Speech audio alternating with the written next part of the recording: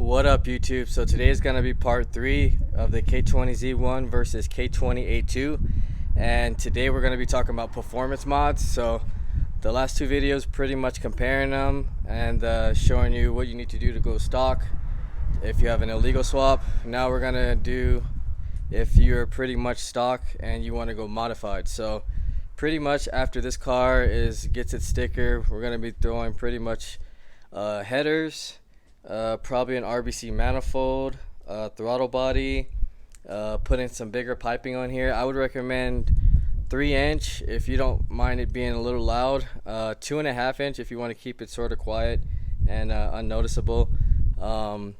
With these motors, I've seen them push about maybe like stock. I think they do like 180 maybe to the actual wheels itself, and then when it's modified, like this particular one, usually around, I've seen them do like 227 to 232 depending on dyno and everything. So yeah, so this one, like I said, this one already has an RBC manifold, which is a big upgrade for any K series. Realistically, it just makes a lot more power compared to the stock ones. You can also go ported on these. That'll give you a little bit more horsepower.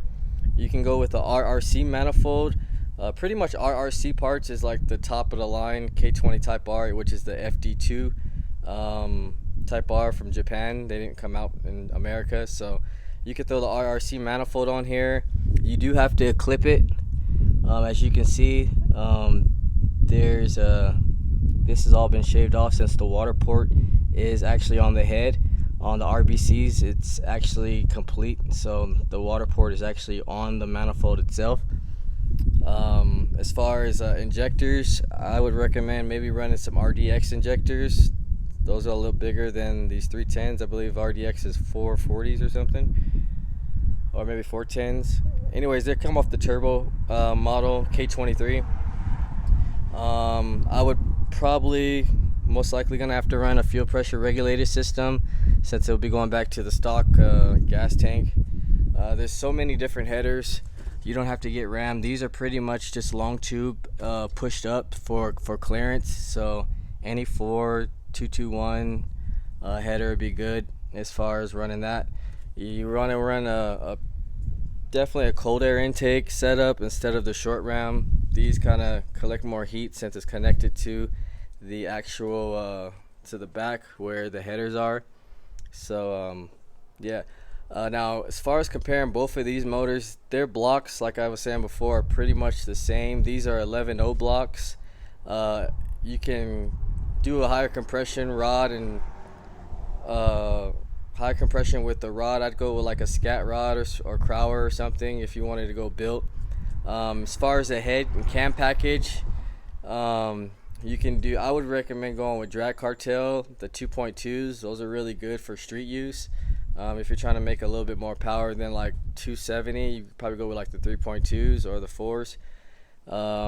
But if you are going to do a head package, I definitely recommend doing a port and polish on the head to actually get the full performance out of the cams, because just slapping them in with valve train, you won't see as much as power as you probably expect, but they can still make really good power. So if I had this motor right here, the first thing I would probably do is get either a ported RBC or the RRC manifold, throw like a 70mm throttle body.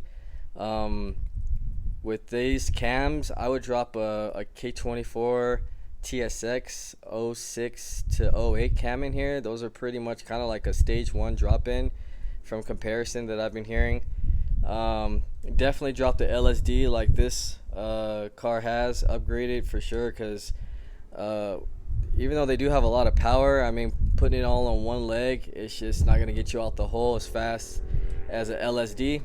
So you can run stock Type R like this one is, or you can go wave track, or there's a couple different LSDs you can do, but LSD is definitely something you want to do.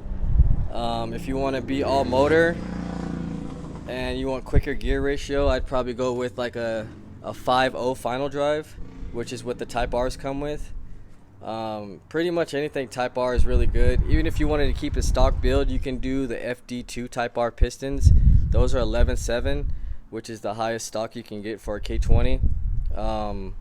All the other Type R blocks are 11.5, which is still good. They're still better than these blocks, but all motor, those little increments aren't going to make the hugest difference, but they do make a difference.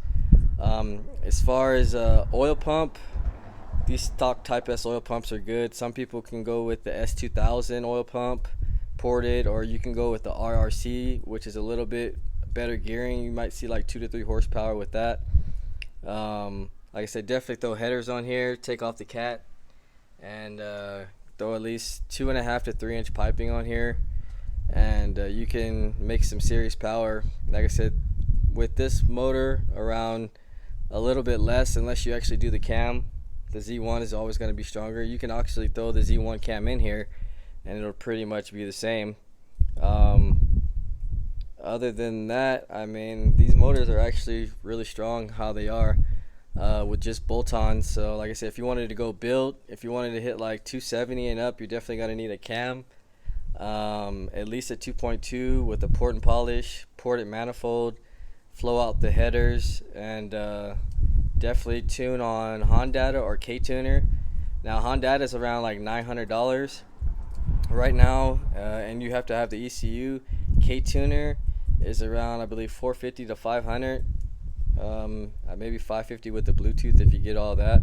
So you can use K-tuner. They actually have a jumper harness, so you can jump back. K-tuner actually has both speed sensor readings. So as you can see on this one, the speed sensor is not in the front, it's actually in the back right here where I actually fill the transmission fluid. And then on this, since this is a 0506, this is a Hall sensor reading. So K-tuner can actually read both signals. So I like to go with K-tuner. It is a little bit slower uploading, but I mean, for almost half the price, it's pretty good. So yeah, Honda or K-tuner, whichever one. There's also Hall Tech, but I don't know, I wouldn't really mess with that. There's not too many people tuning on those. As far as, you know, just basic stuff, I would trust Honda and K-tuner.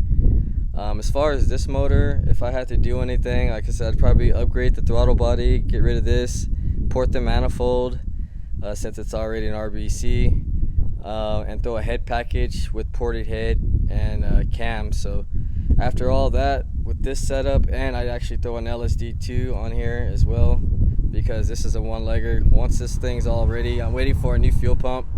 I just replaced the new fuel filter on here, so the car's running decent, but it needs an alignment bad. Right now, like I said, this one's pushing around maybe 230, so with the head package and everything, it should do maybe a 260 to 270, which would be pretty decent.